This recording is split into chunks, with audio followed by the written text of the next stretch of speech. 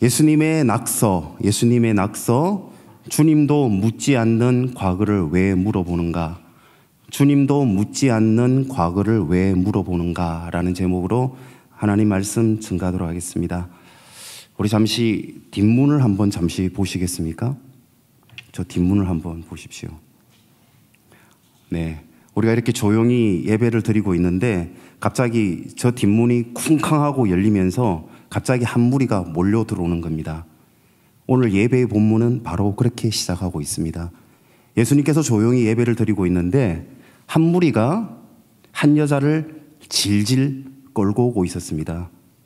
옷은 다 벗겨진 채였습니다. 옷을 추스릴 틈도 없이 끌려왔습니다. 왜요? 현장에서 잡아야 할 만큼, 그 현장에서 잡아야 할 만큼 이들은 잔인하고 치밀하고 집요했습니다. 그들의 무리는 다름 아닌 바리새인과 서기관입니다. 도덕적 원칙주의자였던 바리새인, 율법의 기록에 철저하였던 서기관들이었습니다. 성경에는요, 사건마다 등장하는 유대인들의 무리가 사건마다 종종 다릅니다. 예를 들어서 성전 정화 사건, 이 성전 정화 사건의 주요 무리는 바로 대제사장과 사두개인입니다. 사실 예수님이 십자가에 잡히하셨던 결정적인 사회적인 요인, 신학적이고 종교적인 요인 말고요, 사회적인 요인은 바로 성전 정화 사건이었습니다. 왜요? 바로 돈과 절대 권력에 대한 도전이었기 때문입니다. 결국 돈과 권력의 문제였습니다. 우리 인생도 그러하죠. 돈으로 망하죠. 권력으로 망하죠. 대제사장은 성전에서 제사로 돈을 장악했던 사람이고요.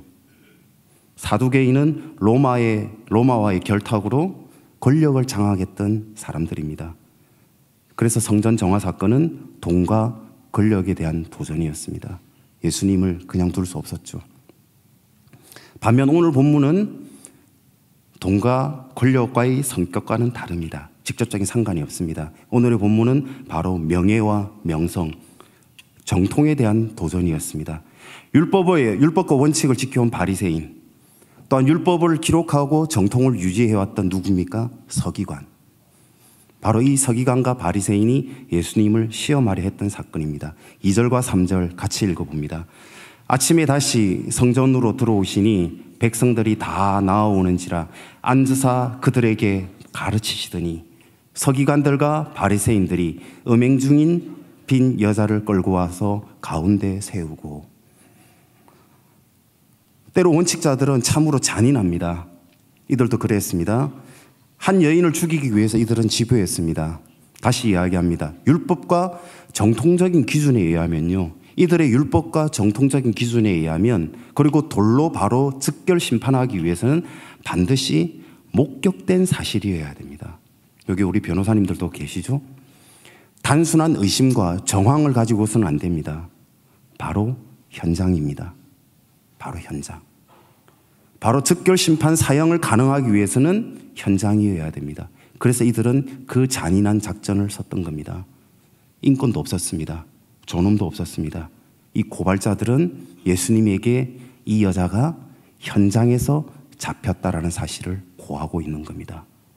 그리고 이 여자는 틀림없이 어떤 변명할 여지 없이 돌로 쳐 죽여야 함을 요구하고 있는 겁니다. 4절과 5절 읽어봅니다.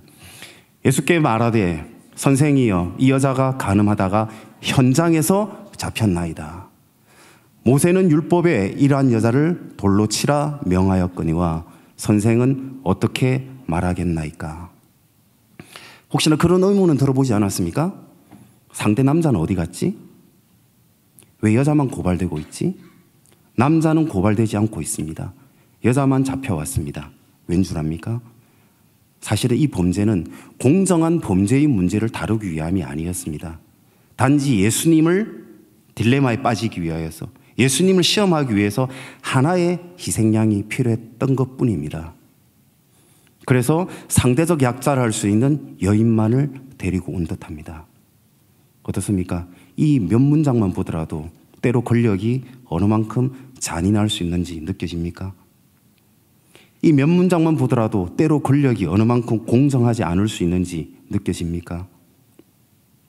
아무튼 우리는 이 치밀한 작전의 목적이 무엇이었는가에 대해서는 우리 이미 많은 설교를 통해서 알고 있습니다. 말씀드렸다시피 이들은 예수님을 자기 모순에 빠뜨리려 했습니다. 만약 이 여인을 용서하고 놓아주라고 한다면 모세의 율법을 엄격히 위반하는 것이요. 다시 이야기하지만 의심이나 정황이 아니라 그랬죠. 며칠 전부터 잠복하고 있었습니다. 며칠 전부터 그 여자의 과거를 알고 그 여자에게 현장에 잡기 위해서 정인들을 매복시키고 있다가 현장에서 잡아온 사건입니다. 결국 여자를 죽여라고 할 수밖에 없는 그 상황. 예수님은 죽여라 할 수도 없고 아니 죽이지 말라라고 할 수도 없는 그 상황. 완벽한 외통수입니다. 그런데 그때 참 의문스러운 행동이 예수님을 통해서 보입니다. 예수님은 보기 드문 행동을 하십니다. 예수님은 오히려 침묵하십니다. 오히려 침묵하시고 오히려 몸을 굽혀서 땅에 글을 씁니다. 예수님의 낙서였습니다. 이러한 예수님을 보면서 바리새인과 사두개인은 어서 대답하라 라고 재촉합니다. 물론 그 자리에는 예수님을 따르던 무리도 있었습니다. 이 딜레마 가운데에 예수님이 과연 어떤 대답을 할 것인가 따르는 무리도 긴장이 되고 있는 순간이었습니다. 이렇고 예수님이 천천히 몸을 일으키시며 마침내 그들에게 말씀하십니다. 너희 중에 죄 없는 자가 있다면, 너희 중에 죄 없는 자가, 아주 중요한 키워드가 있습니다. 죄 없는 자가 먼저 돌로 쳐라. 먼저 돌로 쳐라. 먼저 돌로 칠 자가 누구이냐? 예수님은 이 말씀을 하시고 다시 몸을 굽힙니다. 다시 땅에 무언가를 씁니다. 그리고 다시 침묵합니다. 하지만 그때 예수님이 침묵하는 동안 이 여인을 끌고 왔던 무리들은 망치로 한 대 맞는 것이었죠. 우왕좌왕합니다. 갈팡질팡합니다. 왠 줄 압니까? 신명기 13장 9절, 17장 7절입니다. 누가 과연 먼저 돌로 칠 것인가? 과연 누가 먼저 칠 것인가? 율법에 가장 능했던 이들이었기 때문에 신명기 13장 9절과 17장 7절을 그들은 알고 있습니다. 돌로 먼저 쳐서 죽일 수 있는 사람은 반드시 깨끗한 증인이어야 했습니다. 또한 양심으로도 그와 같은 죄에 한 줌이라도 관련되지 않은 자여야만 가장 먼저 돌로 칠 수가 있는 것입니다. 율법을 가장 잘 안다고 자부했던 그들, 그래서 율법으로 예수님을 모순에 빠뜨리려고 했던 그들이 오히려 그 율법으로, 자기 모순에 빠졌던 겁니다. 그들은 비록 빠져나오지 못할 결정적인 현장의 증거를 잡았었지만, 하지만 제일 먼저 돌로 쳐 죽일 수 있는 증인은 없었습니다. 한 줌이라도 죄와 관련하지 않은 깨끗한 증인, 깨끗한 심판관은 결코 있을 수 없었습니다. 자, 이제 다시 한번 생각을 해야 됩니다. 조금 전 저 뒷문으로 한 여인이 질질 끌려왔습니다. 그리고 이 자리에 우리와 함께 있습니다. 그 여인이. 우리는 누구일까요? 우리가 그 여인일까요? 아니면 돌을 들고 있는 무리일까요? 우리는 과연 누구입니까? 그들은 예수님을 시험하며 판단하라 했습니다.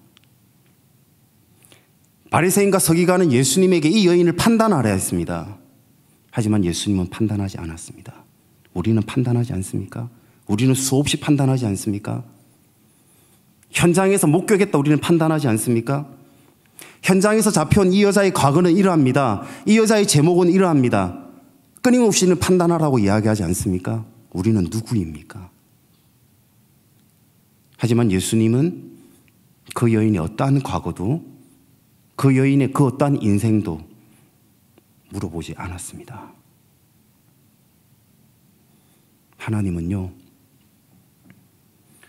우리의 인생을 판단의 심판대에 올려놓기 위해 우리를 지으시지 않으셨습니다. 누구로부터 판단받고 누구로부터 심판받게 하기 위하여 부모는 우리를 낳지 않았습니다. 우리의 자녀가 누구로부터 판단받고 있는 그 상황 견딜 수 있습니까? 물론 우리는 연약합니다. 아니요, 연약할 뿐만 아니라 우리는 때로는 완악합니다. 그럼에도 예수님은 우리를 판단하지 않으셨습니다. 연약하여서 때로 우리는 쉽게 실족합니다. 완악하여서 때로는 우리는 하나님조차 멀리 하려고 할 때도 있습니다. 그럼에도 불구하고 예수님은 우리를 판단하지 않으시고 오히려 침묵하시고 기다리시고 땅바닥에 뜬모를 글을 쓰시며 구하려고 하셨습니다. 누구를 구하려고 하셨을까요? 저는 사실 이 본문을 읽고 또 읽으면서 정말 하나님의 마음이, 예수님의 마음이 너무 깊이 다가왔습니다. 우린 대개 이 말씀을 통해서 예수님이 이 여인만을 구하려고 했다고 생각을 합니다. 아닙니다. 예수님은 모두를 구원했습니다. 여인뿐만 아니라 심지어 돌을 든 자까지 구원했습니다. 여인도 구했고 돌을 던지려 두 손에 쥐고 있던 그들도 구했습니다. 그들의 마음도 돌이키게 했습니다. 우린 가끔 착각합니다. 우리는 이 여인에게만 감정을 이입합니다. 하지만 이해하겠죠? 사실은 우리가 살아가면서 대부분의 우리의 삶의 상황은 돌을 두 손에 쥔 자의 편에 서 있는 것이 우리의 모습 아닙니까? 돌을 진 우리를 용서해달라라고 기도함이 마땅하지 않습니까? 그래서 예수님은 침묵하셨습니다. 모두를 구하기 위해 땅에 고개를 숙이고 무언가를 글을 쓰시며 낙서하시며 침묵하셨던 것은 죄에 대한 침묵이었습니다. 우리의 죄에 대한 침묵이었습니다. 여인으로서의 연약함에 대해서도 돌을 진 자로서의 완악함에 대해서도 침묵하시며 모두를 구원하려 하셨습니다. 십자가였습니다.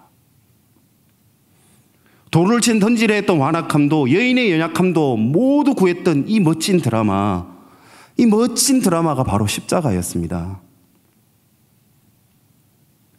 어느 분이 그런 이야기를 하셨습니다.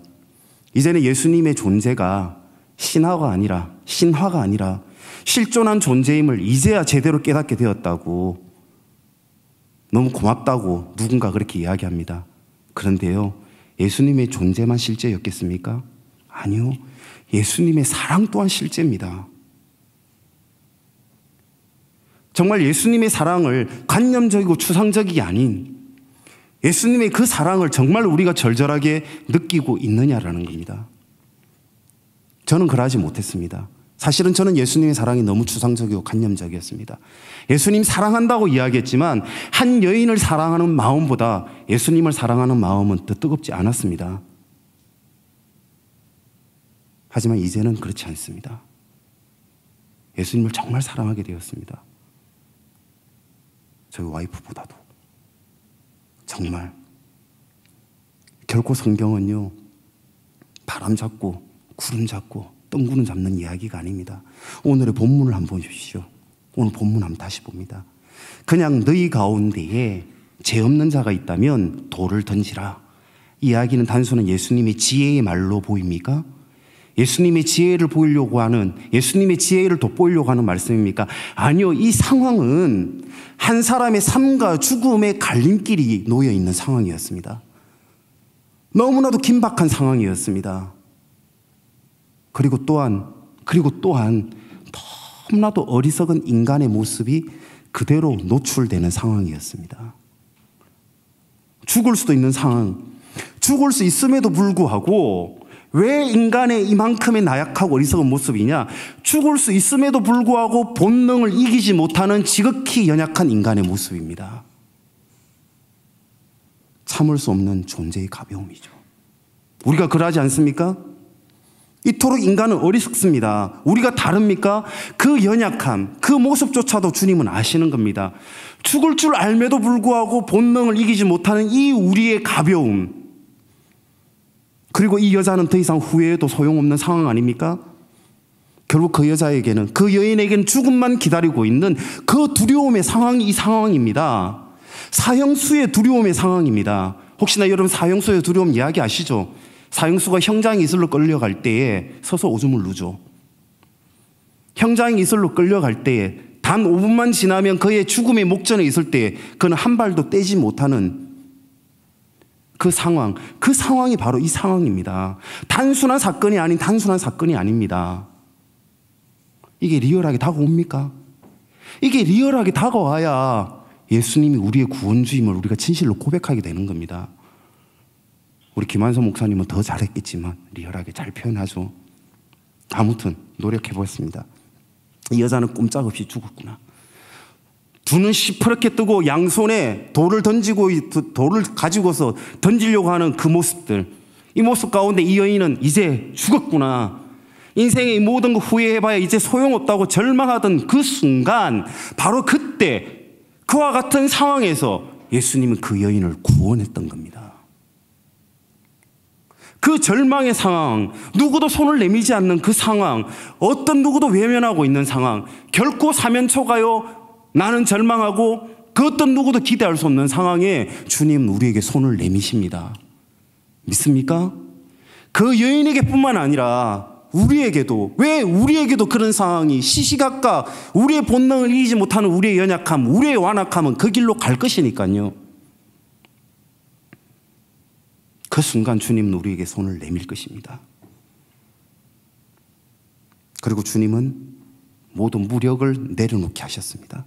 모든 폭력을 내려놓게 하였고, 분노를 내려놓게 하였고, 판단을 내려놓게 하였습니다. 돌을 내려놓아라 했습니다. 심판을 내려놓아라 그랬습니다. 그렇게 모두를 구했습니다. 다시 이야기합니다. 연약함도 완악함도 구했습니다. 그 긴박했던 순간 모두를 구했습니다. 놀랍지 않습니까? 너무나도 멋진 드라마의 상황입니다. 예수님의 이 지혜, 예수님의 이 놀라운 능력, 예수님 사랑하고 싶지 않습니까? 저는 오병이어의 기적보다도 이 순간이 저는 더 큰 기적이라 생각합니다. 그리고 이 모든 것은 사실이었습니다. 예수님의 존재만이 사실이 아닌 그 모든 순간 가운데 우리와 함께 하시고 우리와 먹고 마시셨던 예수님은, 그 사랑은 모든 것이 사실이었습니다. 이제 예수님을 존경한다, 사랑한다, 그를 감격한다 할 수 있겠죠. 그 모든 것을 하나님은 성경 속에 담아두신 듯합니다. 그래서 설교를 준비하면서요, 가장 몸부림치는 부분은 무엇이냐면요, 어떻게 하면 예수님을 생생하게 증거할 것인가. 더 이상 간념도 아니고 추상도 아니고 뜬구름도 아니고 바람 잡는 것도 아니고 구름 잡는 분도 아닌 우리를 찾아오신 주님, 우리와 함께 숨을 나누었던 그 숨결을 어떻게 느끼게 할 수 있는가. 그것이 우리의 도전들입니다. 우리 교회도 그러한 예수님의 숨결이 살아있는 그러한 교회가 되었으면 좋겠습니다.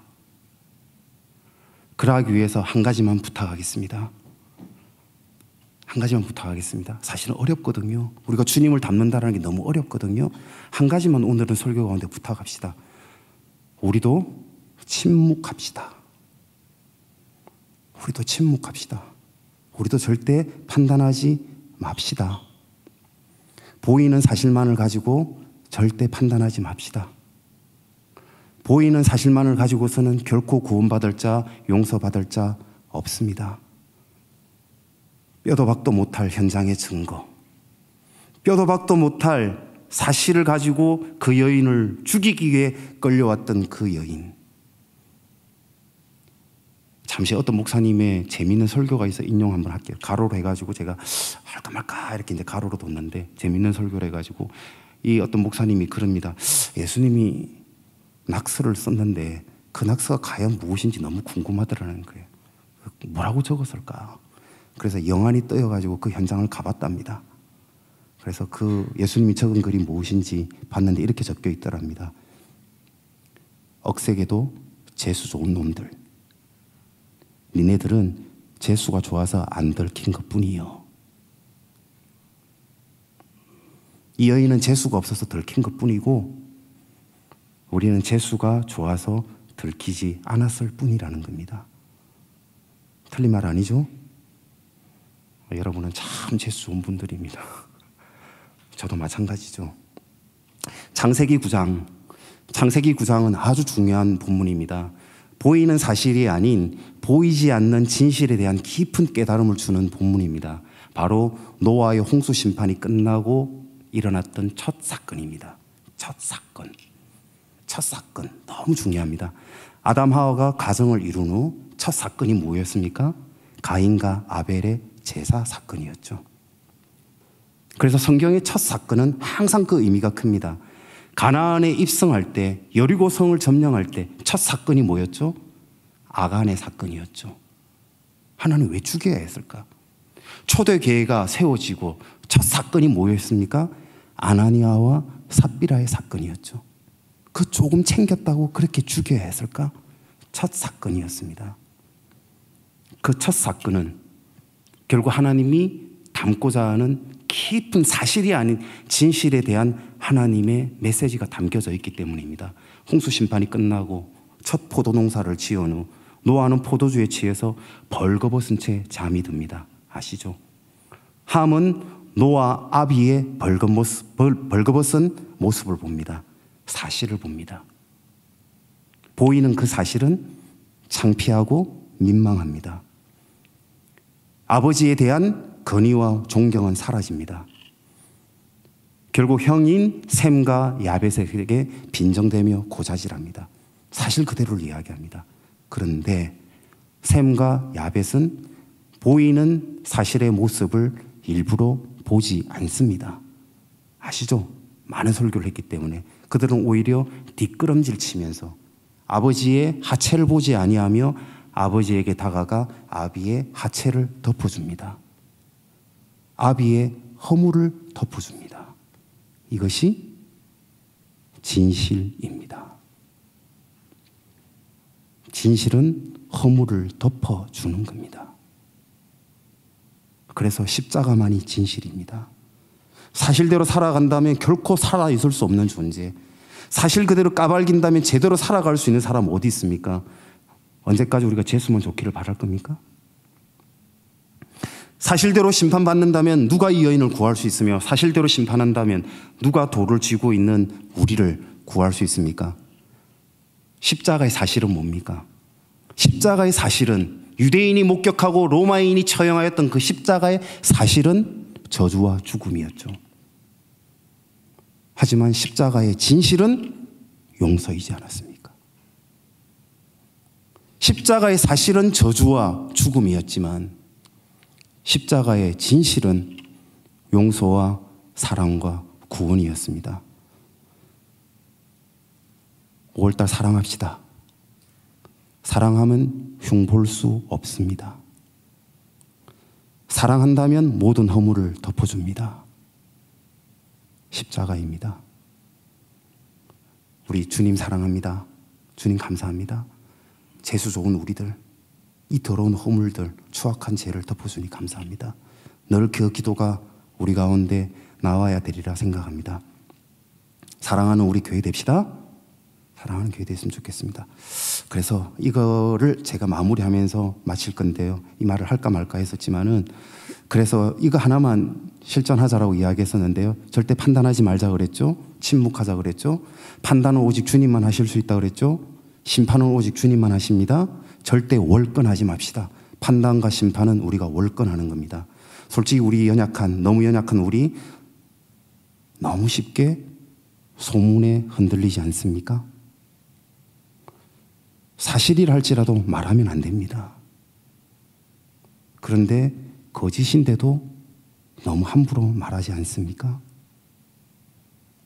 사실이라 할지라도 사랑하면 말하지 않는 것인데 우리는 거짓임에도 불구하고 너무 함부로 말하지 않습니까? 그러지 맙시다. 정말 그러지 맙시다. 우리 초창기 때요. 우리 목사님 정말 말 많이 했습니다. 우리 목사님에 대해서. 그리고 우리 서로에 대해서 어찌 그렇게 말이 많았던지. 하지만 이제 우리 목사님 보니까 아시겠죠? 모르나요? 정말 착하신 분입니다. 카리스마가 있어 보이죠?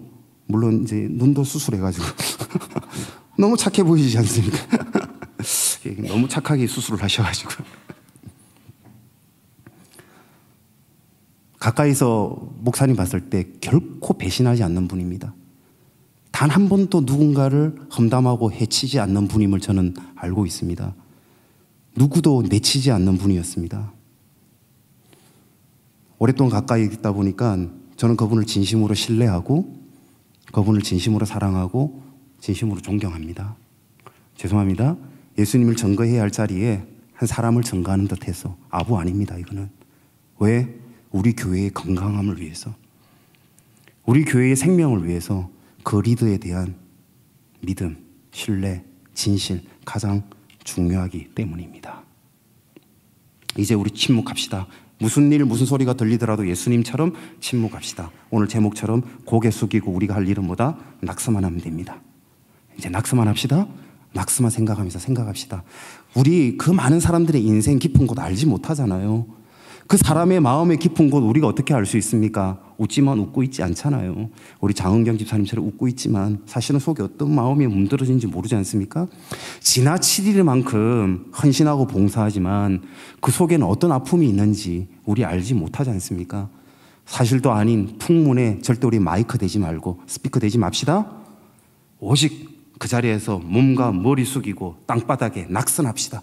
고개 숙이고 기도합시다. 침묵합시다. 그리고 주님의 마음만 기억합시다. 십자가만 기억합시다. 마지막 10절 11절입니다. 같이 읽습니다. 시작. 예수께서 일어나사 여자 외에 아무도 없는 것을 보시고 이르시되 여자여 너를 고발하던 그들이 어디 있느냐? 너를 정죄한 자가 없느냐? 읽으셔야 됩니다. 이분 대답하되 주여 없나이다. 예수께서 이르시되 나도 너를 정죄하지 아니하노니 가서 다시는 죄를 범하지 말라 하시니라. 아멘. 저는 이 본문의 한 단어 한 문자가 너무 감사합니다. 너무 크게 와닿았습니다. 나도 너를 정죄하지 않겠다. 나도라고 이야기합니다. 예수님께서는 나도 너를 정죄하지 않겠다. 무슨 말입니까? 예수님은 그녀를 정죄하지 않고 돌을 던지지 않고 갔던 그들을 예수님은 인정하셨던 겁니다. 그들도 정죄하지 않았던 것을 예수님 인정하셨습니다. 그래서 나도 정죄하지 않았다. 그것이 주기도문입니다. 기억하십니까? 우리가 우리에게 죄 지은 자를 용서한 것 같이 우리의 죄를 용서하시옵소서. 아멘. 이 본문입니다. 나도 정죄하지 않겠노라. 너희가 정죄하지 않은 것처럼 나도 하나님도 정죄하지 않겠노라. 하나님 우리를 심판대에 올려놓지 않으십니다. 정죄하지 않으십니다. 기다리십니다. 침묵하십니다. 언제까지? 돌아올 때까지. 그래서 예수님의 마지막 그 여인에게 던진 말, 예수님은 그 여인에게 과거를 묻지 않았습니다. 왜 그랬니? 꼭 그렇게 했어야 했니? 참을 수 없었니? 라는 말이 한마디도 묻지 않았습니다. 예수님도 묻지 않는 과거를 우리는 왜 그토록 물어보려고 합니까? 예수님도 묻지 않는 과거를 왜 그렇게 물어보려고 합니까? 속으로라도 마음으로라도 저 사람의 과거는 어땠대? 저 친구는 어땠대? 과거는 이랬대? 저는 누구는 어땠대? 이 모든 과거에 대한 질문, 판단은 이제 사라지고 오직 주님께서 우리에게 명령하신 오늘과 내일을 위한 그 명령만 기억하는 우리 교회가 되길 바랍니다. 이렇게 명령하십니다. 이르시되 나도 너를 정죄하지 아니하노니 가서 다시는 죄를 범하지 말라 하시더라. 아멘. 우리 다 같이 일어나서 내 모습 이대로 찬양하도록 하겠습니다. 내 모습 이대로.